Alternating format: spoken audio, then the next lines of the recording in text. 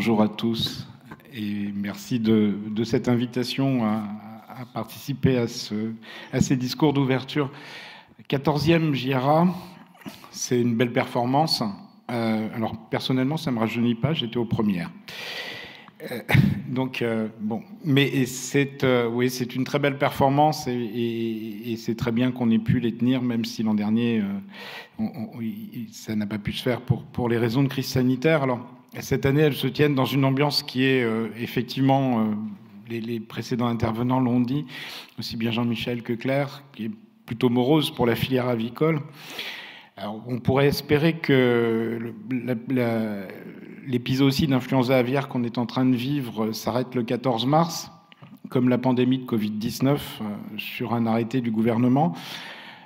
Simplement, on n'a pas prévenu le virus et ça risque de durer un peu, et donc il va falloir s'adapter.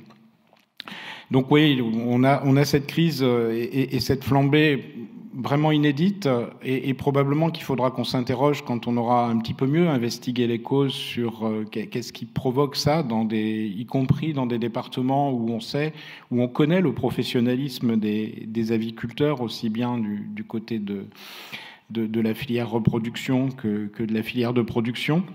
Qu'est-ce qui fait qu'on a ces flambées au printemps ? Est-ce qu'on a des modifications du fait du réchauffement climatique, par exemple, des parcours de migration, ou en tout cas du comportement des migrateurs et du comportement du virus vis-à-vis des migrateurs, si tant est que l'introduction soit par des migrateurs.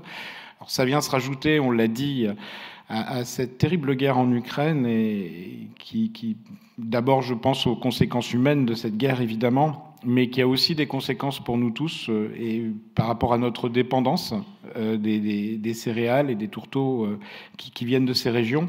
Et la politique agricole commune, l'Europe, c'est aussi une réponse à ça, mais je pense que d'autres le diront dans la matinée.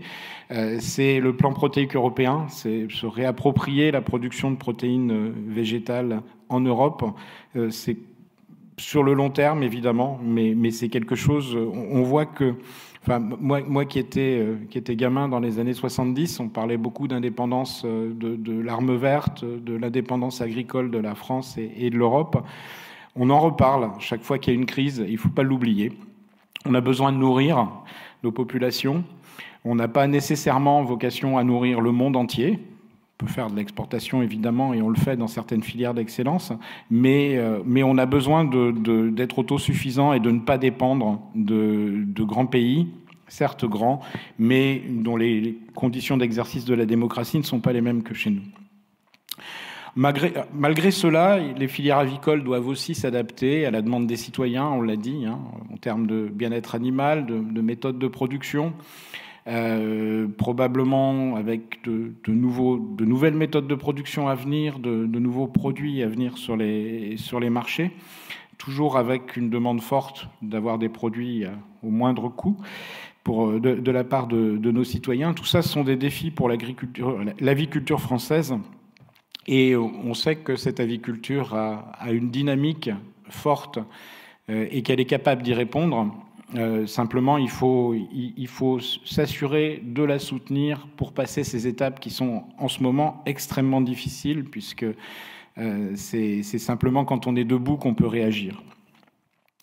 Pour réagir, et je crois que les journées de la recherche avicole en sont un bon témoignage, la filière avicole a le soutien de la recherche, et la filière avicole soutient la recherche. Vous êtes 500 aujourd'hui pour en témoigner, et cet échange permanent entre la recherche et le terrain pour que la recherche devienne de l'innovation et se transforme en nouveaux produits.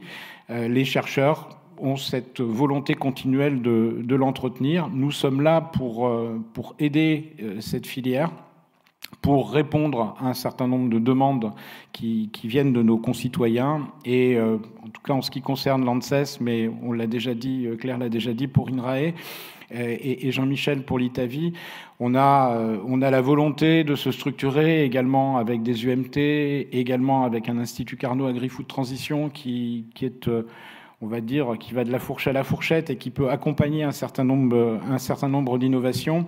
Et enfin, sur les crises sanitaires, je tiens à souligner que nos équipes de recherche dans les laboratoires, sur le terrain, avec nos équipes d'épidémiologie, en partenariat d'ailleurs très fort, notamment avec l'école vétérinaire de Toulouse, conduisent des recherches très opérationnelles, conduisent de l'investigation épidémiologique, participent également au diagnostic, sans compter. Et c'est vrai que c'est un petit peu lourd, 4 crises en 6 ans.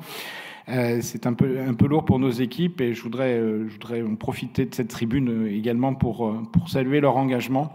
Et même si l'ANSES rend parfois des avis qui ne font pas l'unanimité dans la filière, ils sont basés sur des données scientifiques et on espère que ces avis aideront à mieux maîtriser les épizooties présentes et à mieux anticiper les futures épizooties. Je vous remercie de votre attention.